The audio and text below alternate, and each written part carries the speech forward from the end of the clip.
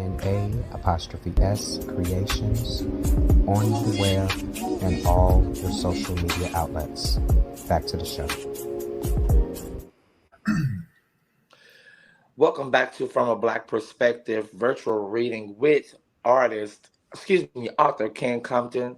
He's a native of St. Louis, Missouri, a graduate of Truman State University, and a fellow chapter member in the mighty Mu Tau of Phi Beta Sigma Fraternity Incorporated alongside author Eddie Pierce. In his childhood, he was inspired by authors R.L. Stine and Christopher Pike.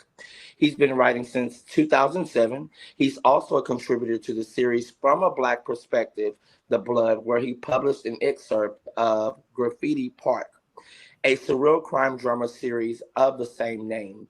Now, Kim Compton, you can go ahead and give us your reading. Thank you very much, JD.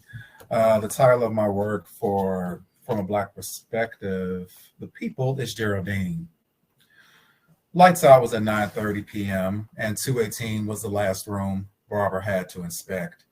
She peered inside where the moonlit window illuminated a frail man resting on an angled Tempur-Pedic in an otherwise dark, somber space. There was something familiar about him.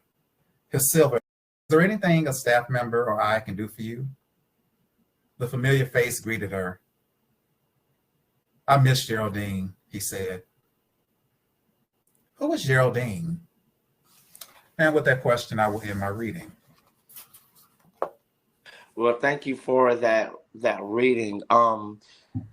This was an experience for me because I, in the past, I was a caregiver for my elderly grandmother. So I do, the book was that story was very good to read. Just kind of made me remember some things. And I see that the story is dedicated to and named for your departed grandmother. What was she like, and did she in any way inspire this story?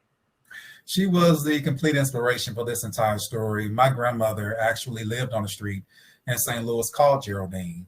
And in the last few years of her life, unfortunately, she had to leave and move to the county of St. Louis.